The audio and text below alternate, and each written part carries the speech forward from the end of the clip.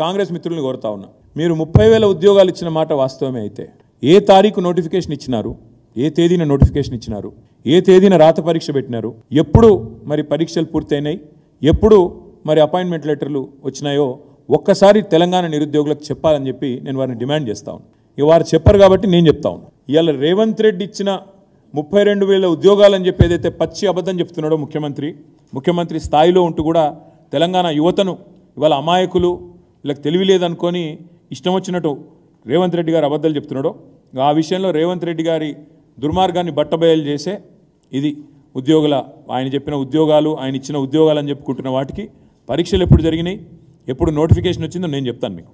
గురుకులాల్లో టీజీటీ అదేవిధంగా పీజీటీ 9,210 ఇది పోస్టులు మొత్తం. ఆనాడు మరి టీఆర్ఎస్ గవర్నమెంట్ ఉన్నప్పుడు కేసీఆర్ గారి నాయకత్వంలో ఏప్రిల్ 2023లో నోటిఫికేషన్ ఇచ్చింది కేసీఆర్ గవర్నమెంట్. పరీక్షలు నిర్వహించింది ఆగస్టు 2023లో కేసీఆర్ గవర్నమెంట్. కానీ ఫలితాలు విడుదలైంది ఫిబ్రవరి 2024లో రేవంత్ రెడ్డి గవర్నమెంట్ వచ్చినాక ఫలితాలు విడుదలైనాయి. అంటే ఈ పోస్టులను కూడా తన ఖాతాలో వేసుకోవడం అనేది నిజంగా ముఖ్యమంత్రి రేవంత్ రెడ్డి యొక్క రాజకీయ దివాలా కోరుతనానికి, తెలంగాణ ప్రజల చైతన్యం చాలా తక్కువ అని చెప్పి ఆయన అంచనా వేస్తున్నాడనడానికి ఇదొక సంకేతం. ఇంకొక మాట, పోలీస్ శాఖలో 17,516 ఉద్యోగాలు పోలీస్ రిక్రూట్మెంట్ బోర్డు ద్వారా నోటిఫికేషన్ ఇచ్చింది ఏప్రిల్ 2022. అంటే 2022 ఏప్రిల్లో పోలీస్ శాఖలో 17,516 ఉద్యోగాలకు నోటిఫికేషన్ ఇచ్చింది కేసీఆర్ గవర్నమెంటు. పరీక్షలు నిర్వహించింది జూన్ 2023లో, ఫలితాలు వచ్చింది అక్టోబర్ 4, 2023. కానీ అప్పటికే ఎన్నికల కోడ్ వచ్చింది. కాబట్టి పోలీస్ శాఖలో కానిస్టేబుల్ ఉద్యోగాల నియామకం మొత్తం 17,516 పూర్తయింది మొత్తం కేసీఆర్ గవర్నమెంట్లోనే.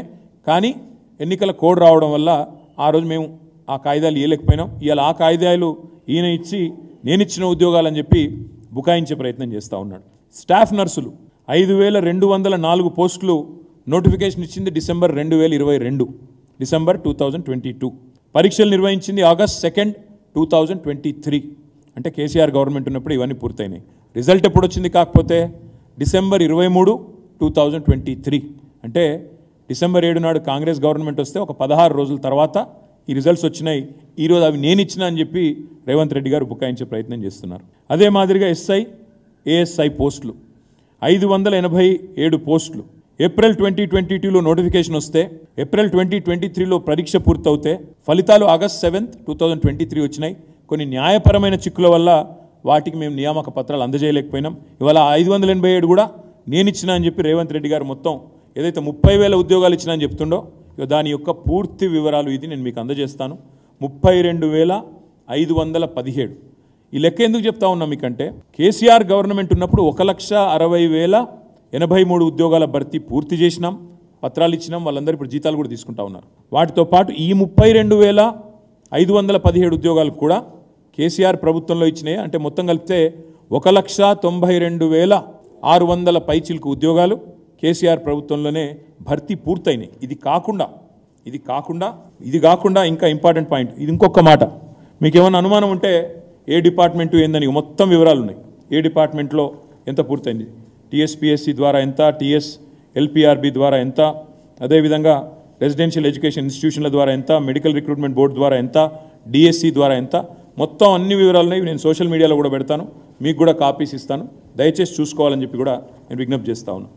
ఇది మాత్రమే కాకుండా ఇక్కడ ఇంపార్టెంట్ పాయింట్ ఏంటంటే 1,60,000 పైచిల్కు ఉద్యోగాలేమో ఆనాడు మేము భర్తీ చేసి కాయిదాలు ఇచ్చినాం.